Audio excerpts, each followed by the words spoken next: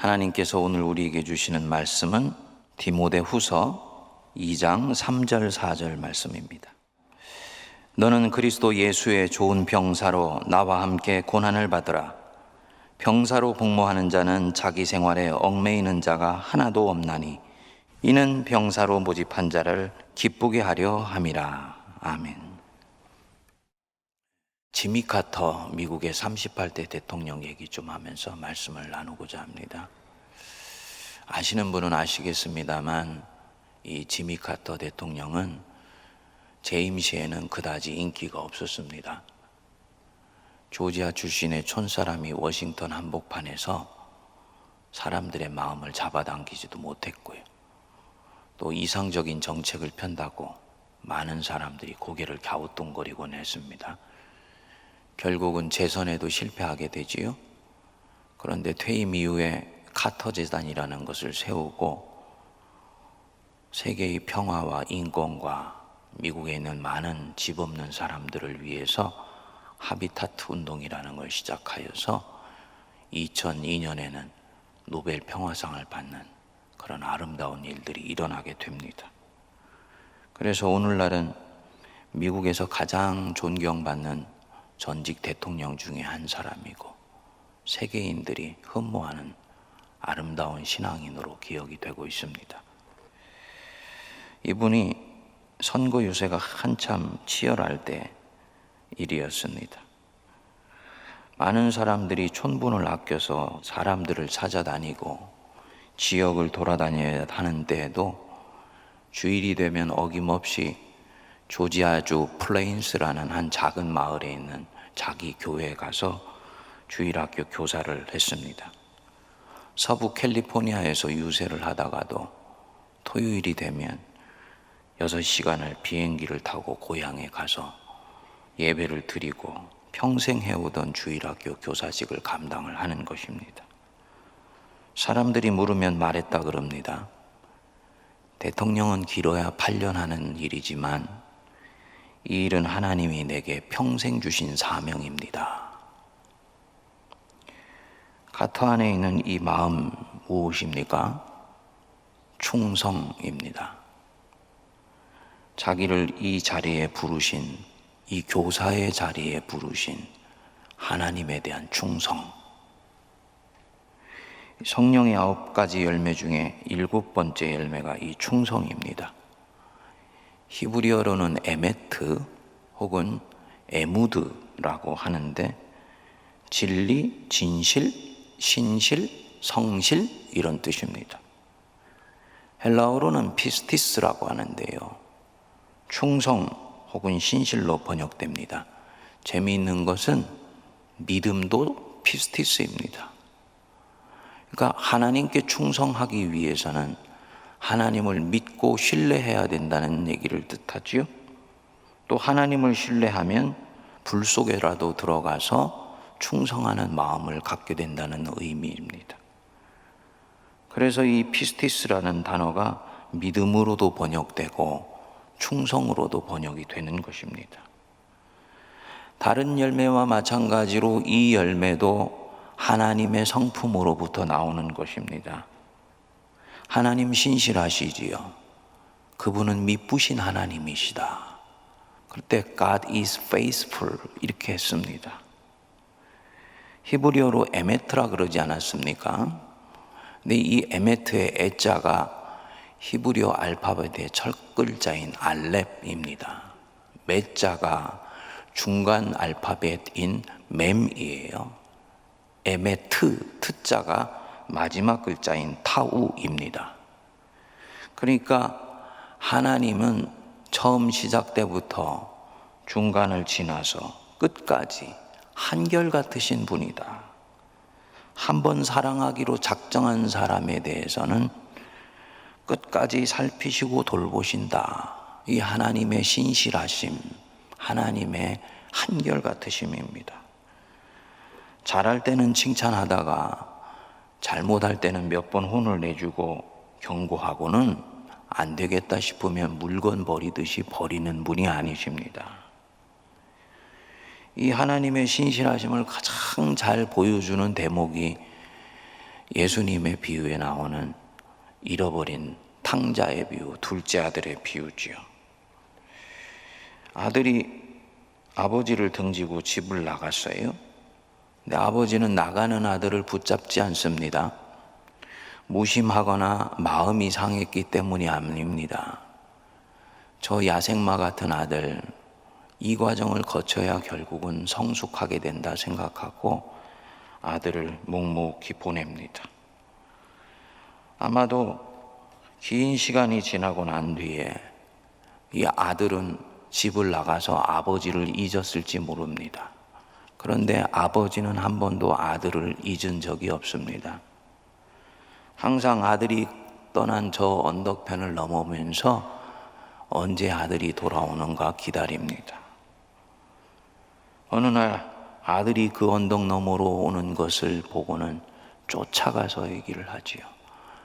구석구석을 살펴보고 다친 데는 없냐, 아픈 데는 없니 확인하고는 집에 와서 좋은 옷을 입히고 사랑하는 내 아들 돌아왔다고 많은 사람들 불러서 잔치를 합니다. 자기 백성들을 대하시는 하나님의 신실하심입니다. 여기서 사람이 이런 사랑을 경험하게 되면 하나님께 충성하는 것을 배우게 됩니다.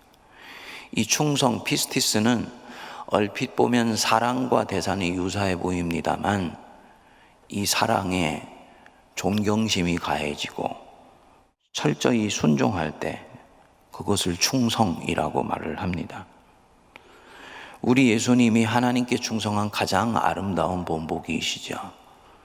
그는 근본 하나님과 동등된 분이었는데 하나님을 너무 사랑하기 때문에 자기를 비워서 종과 같이 되었고 사람과 같이 되었고 그리고 자기를 낮추시되 죽기까지 낮추셔서 십자가에 매달려 죽으신 분이다.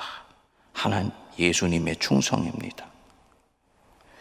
우리 성도님들은 충성하면 어떤 사람의 이미지가 제일 먼저 떠오르십니까? 군인이지요. 병사, 군사, 총사령관에 절대 순종하고 상사에게 복종합니다. 그래서 경례를 붙일 때도 충성하고 붙이는 거예요. 하나님께 충성하는 것 바로 이와 같은 것입니다. 그래서 사도 바울이 오늘 본문에 나오는 3절 윗절에 자기에게 들은 말을 충성된 사람들에게 부탁해라 라고 말씀하고는 너는 그리스도 예수의 좋은 병사로 나와 함께 고난을 받으라 말씀합니다. 전쟁에 징집을 나온 병사처럼 예수께 충성하라는 말입니다. 어떻게 하면 이 피스티스, 이 충성의 열매를 맺으면서 살 수 있을 것인가? 어떻게 하면 내가 충성된 일꾼이 되고 사도 바울이 말씀한 이 그리스도 예수의 좋은 병사가 될 수가 있을 것인가? 첫 번째로는 이 7번째 열매를 맺으려면 하나님과 사랑으로 새긴 세월이 좀 녹익어 있어야 합니다. 이제 막 거듭난 초신자에겐 이 피스티스를 기대하지 않습니다. 이 충성의 열매가 성령의 9가지 열매 중에 뒷부분에 오지요. 이유가 있습니다. 그만큼 세월이 흘러야 맺혀지기 시작하는 열매이기 때문입니다. 누가 진정으로 하나님께 충성할 수 있는 사람이 되겠습니까? 당연히 하나님을 사랑하는 사람이지요. 그분을 신뢰하는 사람이지요. 하지만 내가 하나님을 먼저 사랑하는 법은 이 세상에 없어요. 하나님이 나를 사랑하시는 것을 내가 알았기 때문에 그 사랑에 감격하여서 비로소 하나님을 사랑할 수가 있게 됩니다. 그런 면에서 하나님께 충성하기 위해서는 하나님이 어떻게 나를 사랑하시는지를 먼저 경험해 봐야 합니다. 이런 면에서 이 피스티스는 군인이 하는 충성과는 좀 다릅니다. 군인은 충성이 직업정신이기 때문에 무조건 합니다. 또 해야 합니다. 속은 충성하지 않으면서 겉으로는 무조건 충성하는 일도 있고요. 속으로는 경멸하면서 겉으로는 고개를 숙이는 일도 있습니다. 근데 이것은 세상적인 충성입니다. 피스티스가 아닙니다. 성령의 열매인 이 충성, 피스티스는 몸과 마음, 존재 전체가 진심으로 그 대상을 향해 있는 것입니다. 하나님이 아브라함에게 네 아들 이삭, 네가 사랑하는 독자를 내가 지정하는 산에 가서 바쳐라 말씀했지요. 아브라함이 그대로 순종하지요. 어떤 해석자는 말하더라고요. 아브라함은 하나님이 이삭을 결국은 살려주실 것을 알고 그렇게 했다. 그것은 충성하는 척하는 것이지 여기서 얘기하는 참된 충성은 아닙니다. 아브라함은 한 가지만 확인하면 됩니다. 지금 내게 말씀하시는 이분, 여태까지 나와 동행해 왔고 항상 내게 말씀하셨던 그분 맞는가? 이것만 확인하면 됩니다. 그리고 이것만 하나님인 것이 맞으면 이제는 그 하나님을 진심으로 사랑하게 되었기 때문에 그 하나님의 말씀에 절대 충성을 할 수 있게 됩니다. 그래서 아들 바치라 하니까 절대 충성하는 마음으로 갖다 바치려고 아들 머리 위에 칼을 트는 것입니다. 이 단계에 오면은 도덕을 뛰어넘게 돼요. 세상과 나도 간 곳 없고 내 생명도 아랑곳하지 않으며 구속하신 주님만 보게 됩니다. 오직 그분만 사랑하고 그분께만 충성하는 거예요. 또 그분을 마음을 다해 사랑하기 때문에 이렇게 할 수가 있습니다.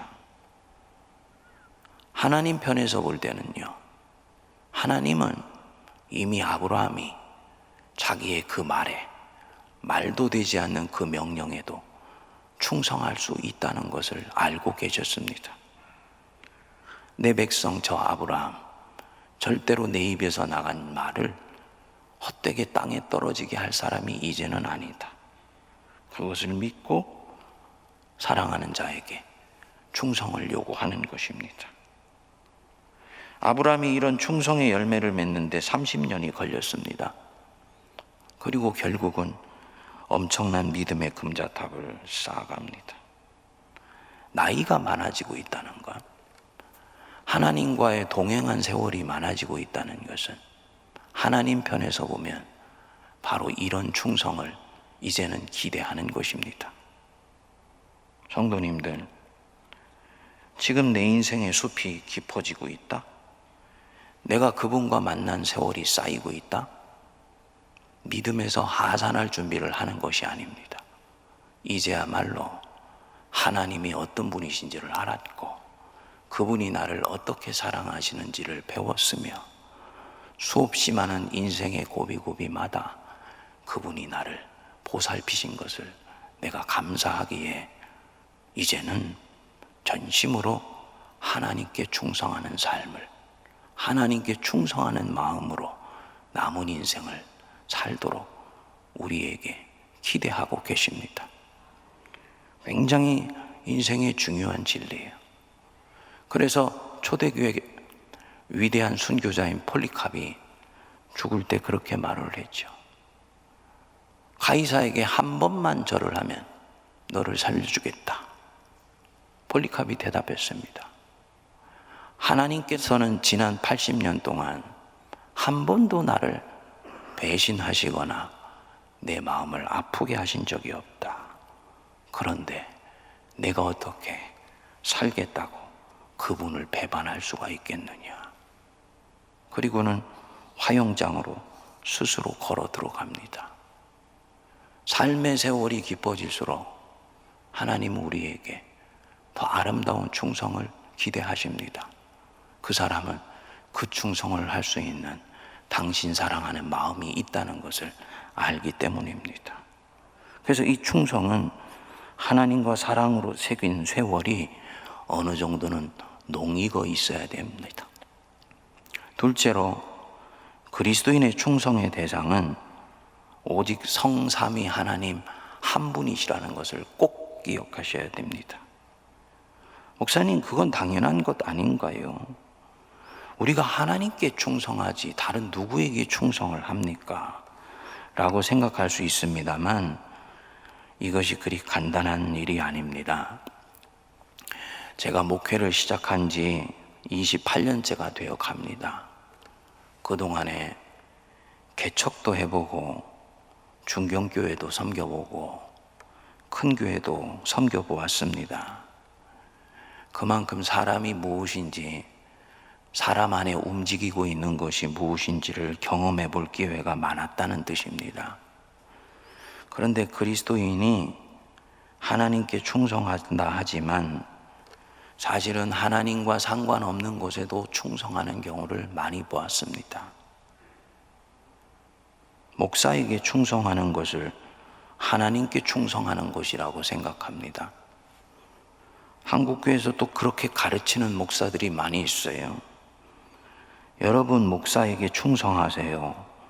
목사에게 충성하는 것은 곧 하나님께 충성하는 것입니다. 또 성도들이 이 말을 듣고 아멘합니다. 틀린 것입니다. 목사는 충성의 대상이 아닙니다. 사랑하고 존경하고 그 리더십을 존중해 주어야 될 대상이지 피스티스, 충성의 대상이 아니에요. 이렇게 되게 됐을 때는 결국 교회의 리더십이 망가지게 되고 그리고 교회가 영적으로 어려워지게 됩니다. 더 속상한 것은요, 그렇게 해서 한번 문제가 생기게 되면 교인들 안에 이제는 목회자에게 건강하게 주어야 되는 리더십조차도 서지 않는 경우가 생기는 거예요. 안타까운 일이죠. 어떤 사람은 자기 교회에 충성하는 것을 하나님께 충성하는 것이라고 생각을 합니다. 자기 교회의 비전과 목표에 충성하는 것이 거의 절대화되어 있다는 것입니다. 모든 종교 심리에서 공통된 현상이 있습니다. 사랑이 지나치고 애착이 지나치면 그 뒤에는 우상화가 시작이 됩니다. 자녀를 너무너무 사랑하지요. 그러면 그 뒤에는 자녀가 우상이 될 수가 있습니다. 하나님보다 더 사랑하게 돼요. 교회를 너무너무 사랑하지요. 여기까지는 좋습니다. 그런데 그것이 시간이 지나면 신앙을 변질시킬 수 있습니다.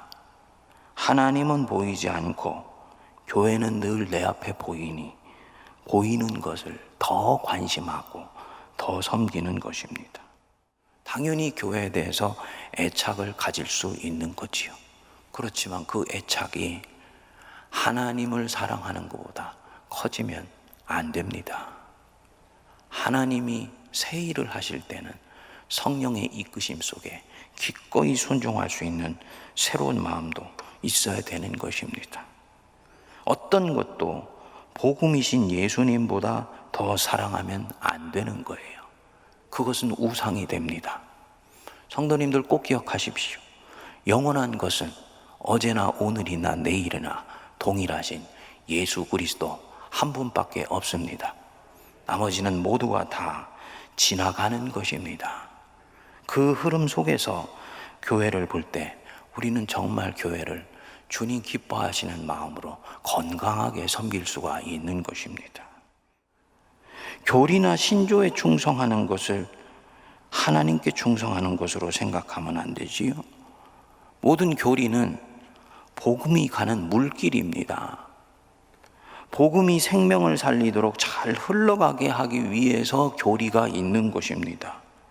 역사가 바뀌면 그 교리도 변화하고 발전하는 거예요. 더 사람을 온전히 살릴 수 있도록 하기 위해서 물길은 바뀌기도 하고 넓어지기도 하고 좁아지기도 하는 것입니다. 나라에 충성하는 것을 하나님께 충성하는 것으로 여기면 안 됩니다. 한국에 들어있는 모든 종교의 일반적인 현상 중에 하나가 바로 이 애국적인 거예요. 좋은 것입니다. 그리스도인들도 섬길 조국이 있는 것이지요. 돌볼 민족이 있는 거예요. 그런데 다른 어떤 것보다도 하나님을 사랑함으로 나라를 사랑한다는 이 순서를 항상 지킬 수 있어야 됩니다. 절대 충성은 하나님께만 하기 때문입니다. 나라가 하나님의 뜻과 다른 곳으로 가고 있을 때, 하나님이 교회에서는 그리스도를 통해 다스리시지만 세상에서는 그분이 모든 인류에게 주신 보편적 가치와 진리가 있습니다. 사랑과 평화와 화해와 용서와 관용과 이런 것들을, 보편적 가치를 통해서 우리를 다스리십니다. 민주주의도 그 중에 하나지요. 이것이 어긋나게 된다 했을 때는, 그때는 그런 나라에 대해서는 노라고 얘기할 수 있어야 되는 것입니다. 하나님께만 충성하기 때문입니다. 또 현대인들은 자아실현에 충성해요. 자기 욕구에 충성하는 것입니다. 목사님, 저는 주일날 교회 가고 싶지 않으면 그날은 집에서 쉽니다. 그것이 저 자신에게 정직한 것이라고 봅니다. 글쎄요, 나 오늘 교회 가고 싶지 않아, 쉬고 싶어. 그 누가 얘기하는 것입니까? 내 안에 있는 육적 욕구가 얘기하는 것이지 하나님의 형상이 말하고 있는 것이 아닙니다. 아마도 그 옆에 영의 열망은 오늘 교회 가서 예배하지 못할까 봐 두려워 떨고 있을 것입니다. 자아 실현에 충성하면 안 된다는 것입니다. 충성의 대상 엄청나게 중요합니다. 이 대상이 잘못되면 그때부터 불행이 닥치게 됩니다. 마음에 머물러 있게 되면 아직은 내 속에 있기 때문에 괜찮아요. 근데 그것이 충성이라는 것으로 나타나게 됐을 때는 이미 강력한 행동을 동반하기 때문에 엄청난 열심을 동반해서 무엇인가에 임팩트를 주고 있습니다. 그런데 그 대상이 잘못되어 있다.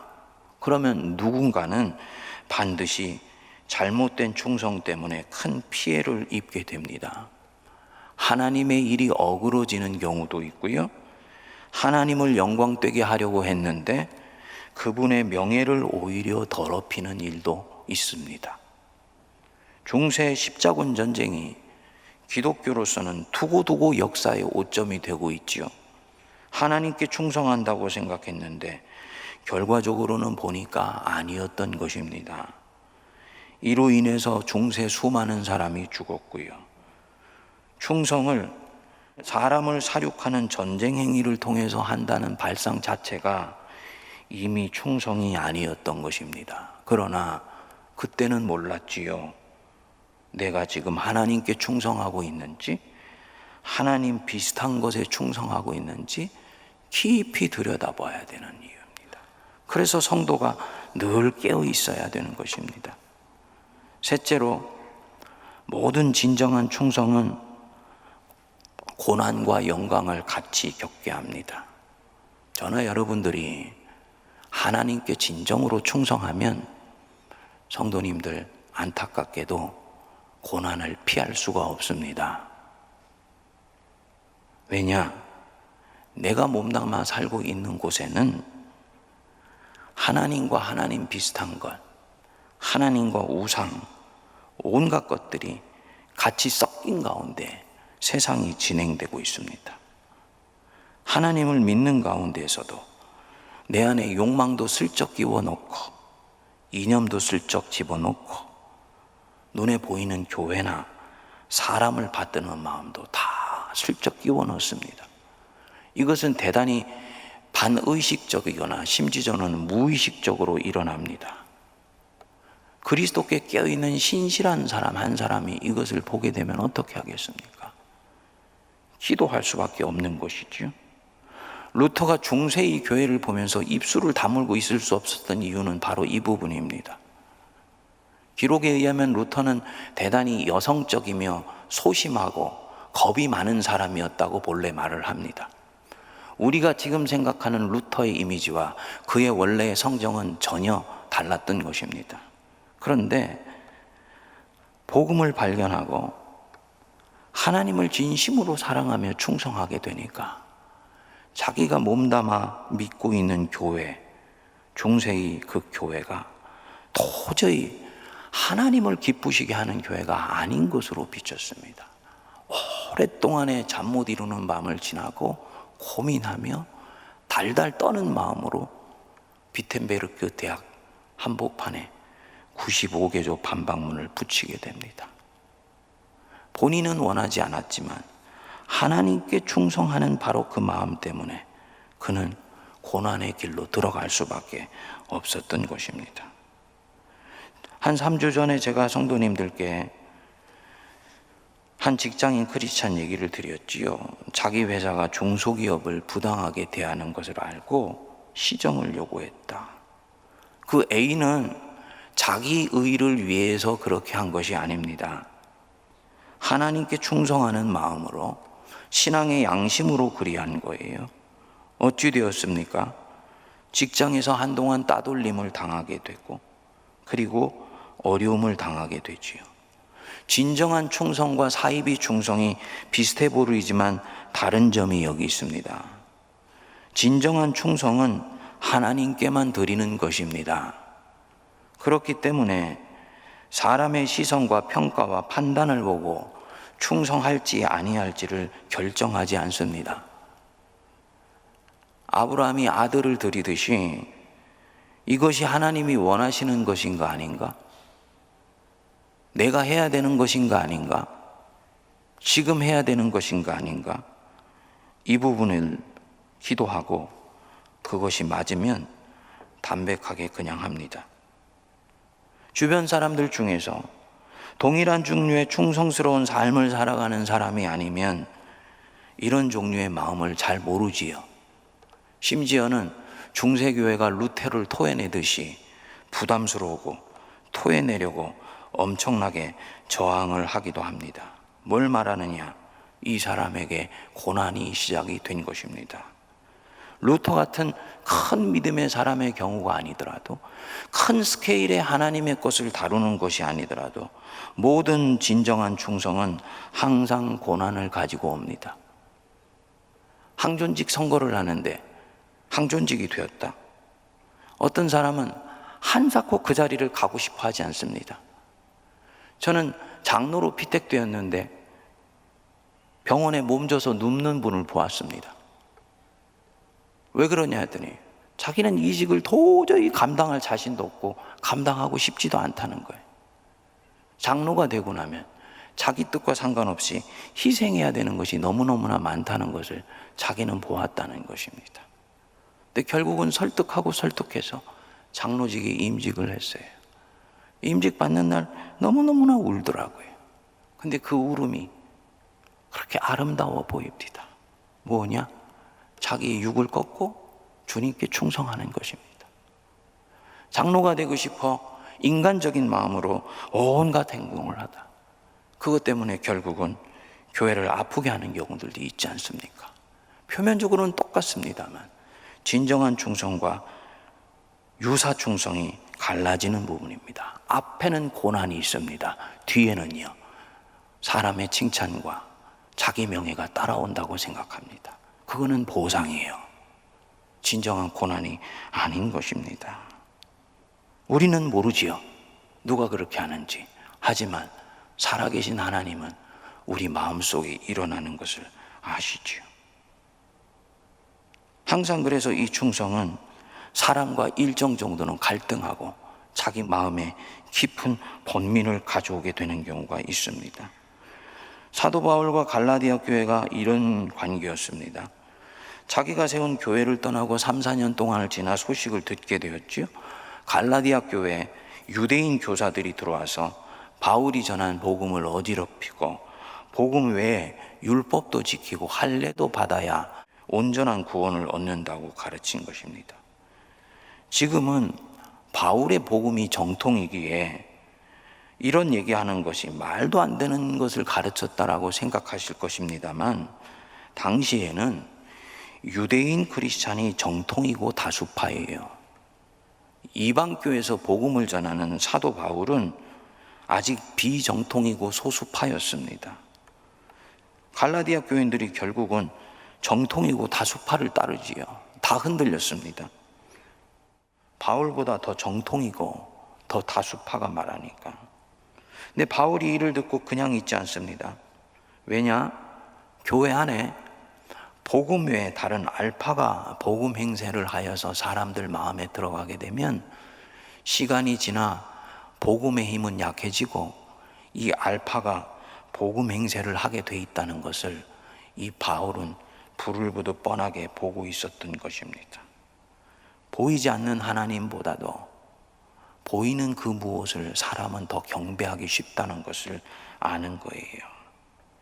하나님이 절대 기뻐하시는 것이 아니고 자기가 사랑하는 사람들의 영혼이 파괴될 것 같으니까 바울이 갈라디아 교인들을 얼마나 심하게 꾸짖었는지 모릅니다.